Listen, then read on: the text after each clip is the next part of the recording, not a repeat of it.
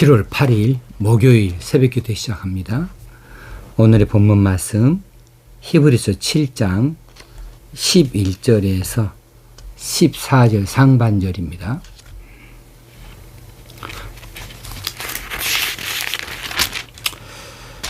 레위 계통의 제사 직분으로 말미암아 온전함을 얻을 수 있었으면 백성이 그 아래에서 율법을 받았으니 어찌하여 아론의 반차를 따르지 않고 멜기세덱의 반차를 따르는 다른 한 제사장을 세울 필요가 있느냐.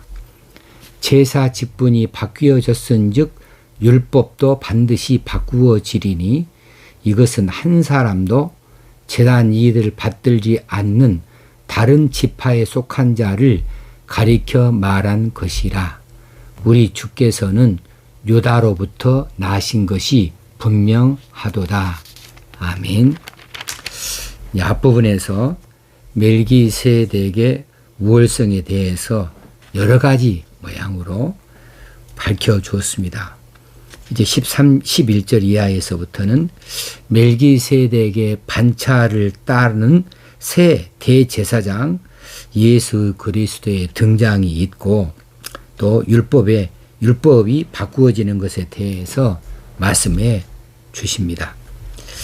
예수 그리스도께서 이 땅에 오시기 이전까지 이스라엘 백성들의 생활을 규제하던 율법, 이 옛 법인 율법은 불완전한 법으로서 이 법에 의해서 임명되어진 레위 지파의 제사장직 역시 불완전한 것이 되어졌습니다. 그러므로 폐지되어야 하는 동시에 레위 지파에서 나지 아니한 멜기세덱처럼 레위 지파에서 나지 않고 유다 지파에서 난 새로운 대제사장 예수 그리스도께서 그 폐지되어진 그 자리에 서게 되었다고 말씀해 주고 있습니다.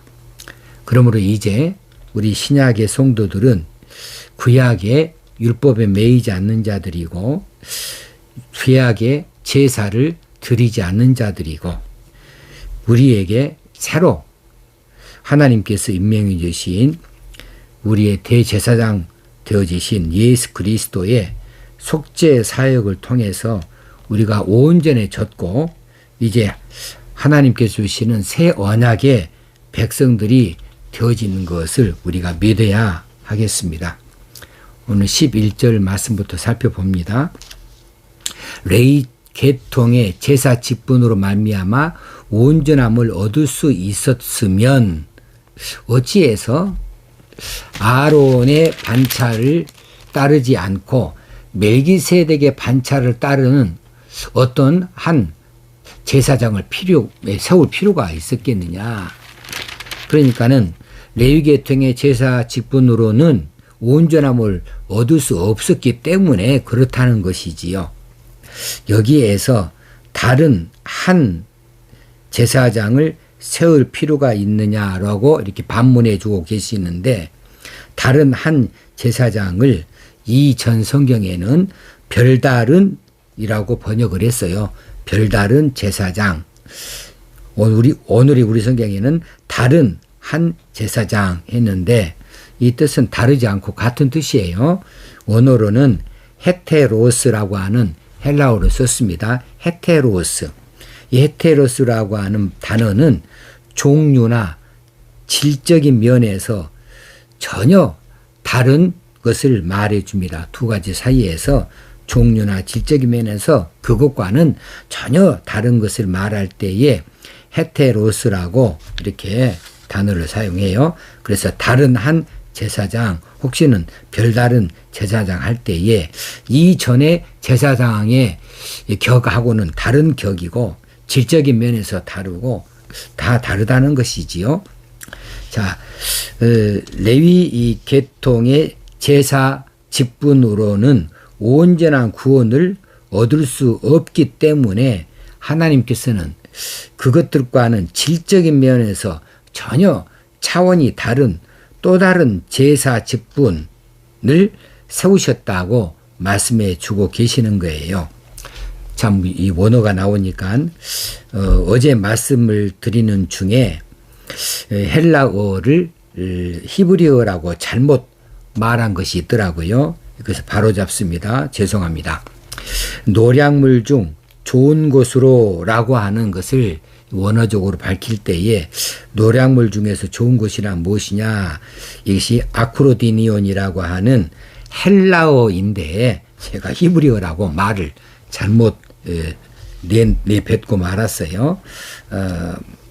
자, 하나님께서 왜 전혀 차원이 다른 제사 직분을 세우셔야 했는가? 레위 지파의 제사 직분은 율법의 명령에 따라 주어지긴 했지만 그 율법 자체가 죄를 알게 하는 데에는 능력이 있어요. 이 정죄의 능력은 있어도 죄를 금지하거나 혹시는 죄에서 구원을 하게 하는 그런 능력은 없어요. 그래서 이 율법에 의해서 세워진 레위 지파 제사장들도 이제 완벽하지를 못했어요.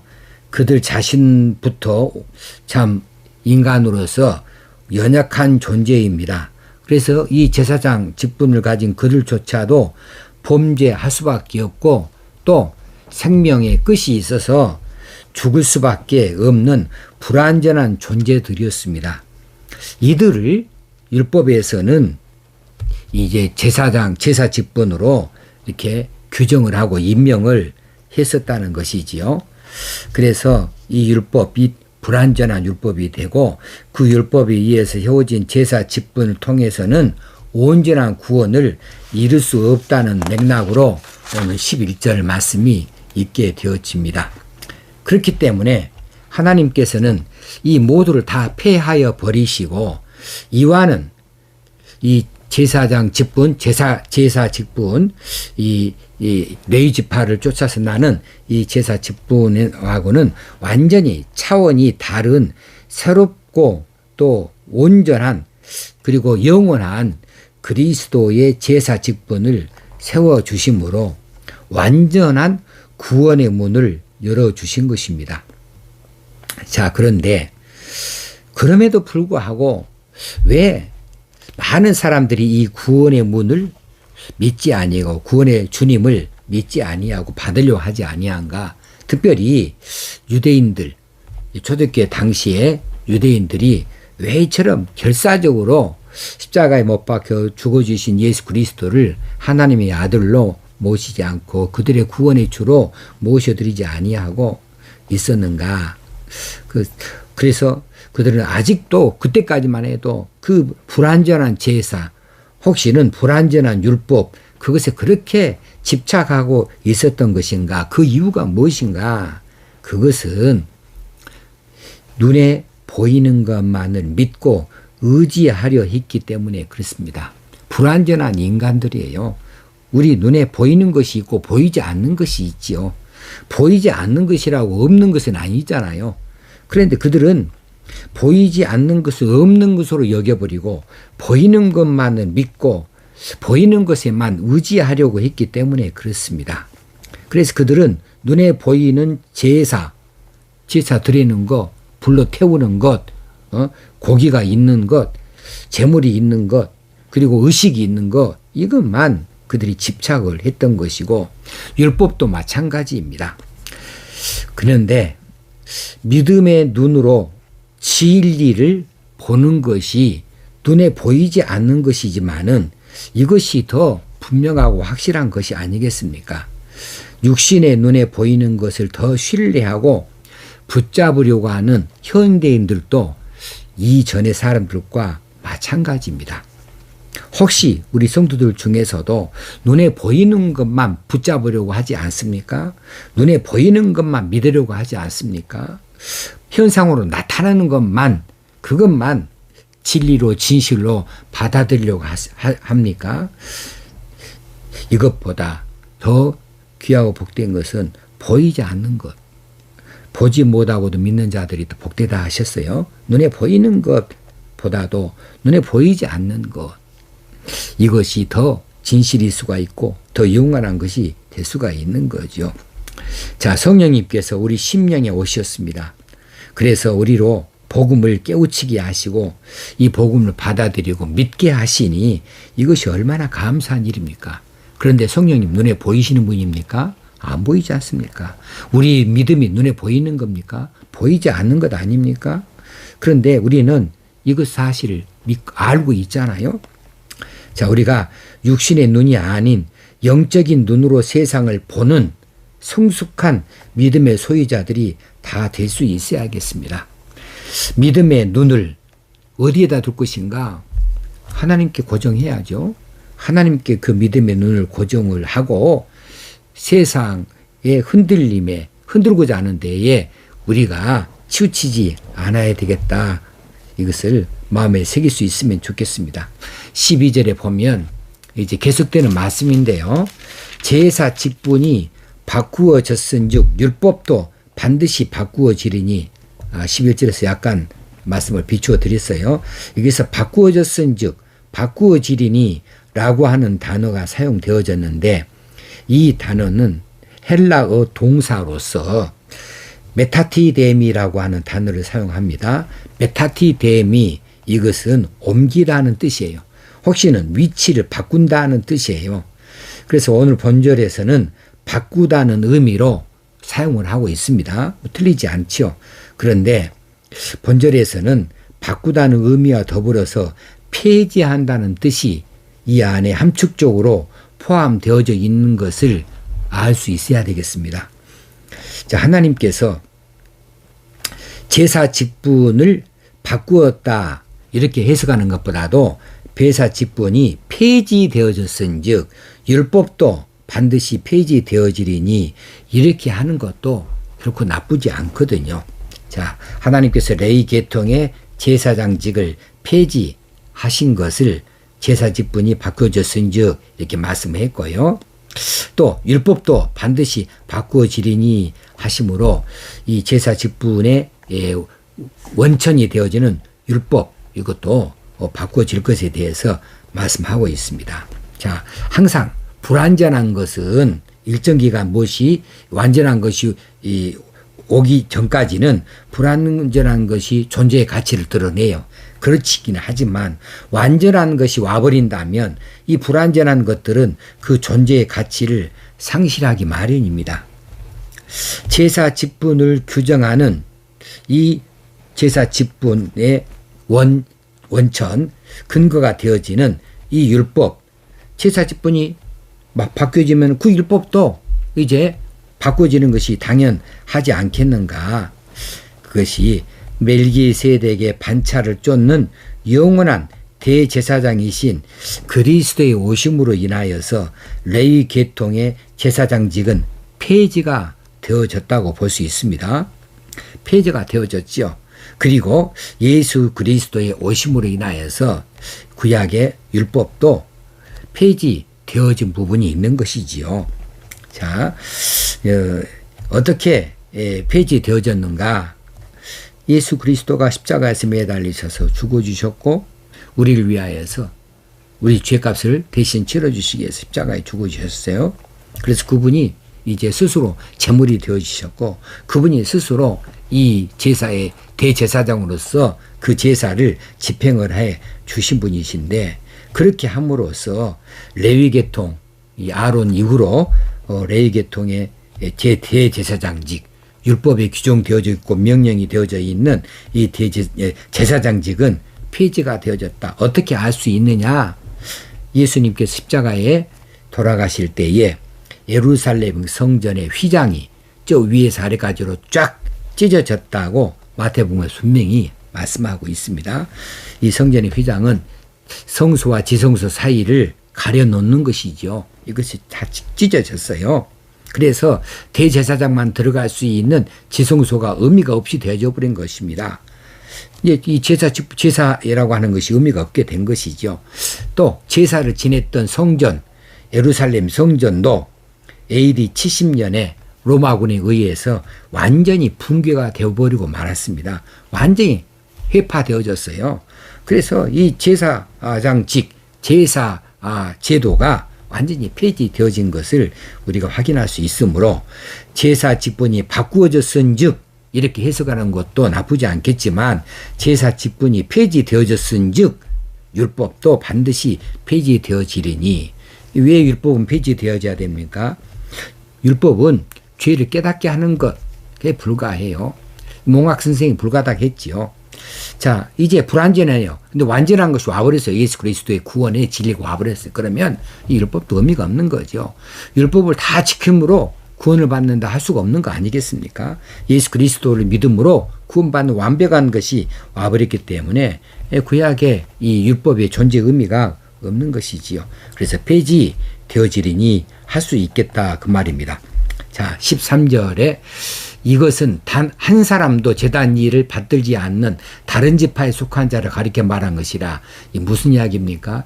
율법에 의해서 제사 직분을 규정하고 있는 것은 레위 지파입니다. 그런데 그것이 바꾸어진다. 뭐 율법에서 말하지 아니한 다른 지파에서 이 제사 직분자가 나온단 말이에요. 그것이 뭐냐 하면 한 사람도 제단 일을 받들지 않은 다른 지파에 속한 자. 그러니까 이제 이 레위 지파 이외에는 다른 지파에서는 한 사람도 제단 일을 받들어 본 사람이 없어요. 그런데 그 다른 지파에서 이제 이 제사 일을 맡은 분이 나타나는데 그게 누구예요? 14절에 우리 주님이시죠. 예수 그리스도께서 유다로부터 나신 것이 분명하도다. 예수는 유다 지파의 후손으로 오셨어요. 예수님의 육신의 아버지가 이 유다의 이 혈통인데 계통이신데 그래서 이제 족보상으로는 그렇다는 이야기입니다. 자, 여기서 한 사람도 다른 제단의 일을 받들지 않은 다른 지파에 여기서 다른 지파 할 때에 또 아까 11절에서 말했던 헤테로스라고 하는 단어 헬라어도 생각이 납니다. 종류나 질적으로 전혀 다른 이것을 말할 때에 그 단어를 또 같은 단어를 사용해서 이것이 바로 유다 지파인데 12지파에서 다른 한 지파를 말했다고 한다면 그런다면은 알로스라고 라고 하는 단어를 사용해야 돼요. 12지파 가운데 그냥 다른 지파 하나. 그런데 그렇게 하지 아니하고 헤테로스라고 꼭 집어서 말하고 있는 것은 이제 완전히 어떤 지파를 지목해 놓고 하는 이야기죠. 종류, 질적으로 다른, 확실하게 다른 이 유다 지파를 대조적으로 레위 지파 앞에 세우기 위해서는 이 단어 자체를 알로스라고 12지파 중에 한 지파라고 하는 그냥 그 무작위의 어떤 한 지파로 말하지 아니하고 헤테로스라고 다른 종류, 질적으로 다른 지파라고 이렇게 단어를 사용함으로 이 사실을 확실하게 지목을 하고 있습니다. 그래서 나중에 14절에서는 그게 유다로부터 나와서 유다 지파라는 것을 이게 밝혀주고 있습니다. 참 히브리어는 헬라어를 보면요. 단어 하나를 다 보면 기가 막히게 어떻게 그렇게 세밀하게 적용을 시켜서 말씀하는지 모르겠어요. 자, 오늘 또 우리에게 이 믿음을 주신 것이 얼마나 귀한 믿음인가 하는 사실을 다시 한번 기억하고 이제 대제사장이 되신 예수 그리스도 우리를 위해 십자가에 죽으신 당신을 제물로 삼으신 그리고 스스로 대제사장이 되어주신 그리고 그 제사를 지내되 불완전한 땅에서 지내는 것이 아니라 자신의 몸을 이제 제단 삼아서 이제 성소 제단이란 것입니다. 성소와 대제사장과 제물 이 세 가지가 거룩하고 완벽해야 되는데 흠 없어야 되는데 영원히 흠 없는 자기 자신을 제물로 삼고 또 제단 삼고 또 대제사장으로서 그 일을 집행해 주심으로 영원한 제사를 지내주신 예수 그리스도를 알게 하신 것, 그분을 믿게 하신 것, 우리 구주로 모시게 하는 것, 이것이 얼마나 기쁘고 감사한 일인지 모르겠습니다. 이런 기쁨을 누릴 수 있게 되어지길 바랍니다. 하나님 아버지, 오늘 또 이렇게 말씀하여 주셔서 감사합니다. 말씀을 많이 배워갈수록 더 큰 믿음, 더 깊은 믿음이 되게 하여 주시고 더 많은 기쁨들이 나타나게 하여 주옵소서. 오늘 또 그리스도인으로 당당하게 살 수 있게 하시고 또 능력 있게 살 수 있도록 성령님 주장하시고 붙잡으시고 도와주옵소서. 예수님의 이름으로 기도합나이다. 아멘. 오늘 하루도 승리하는 날 되어지길 바랍니다.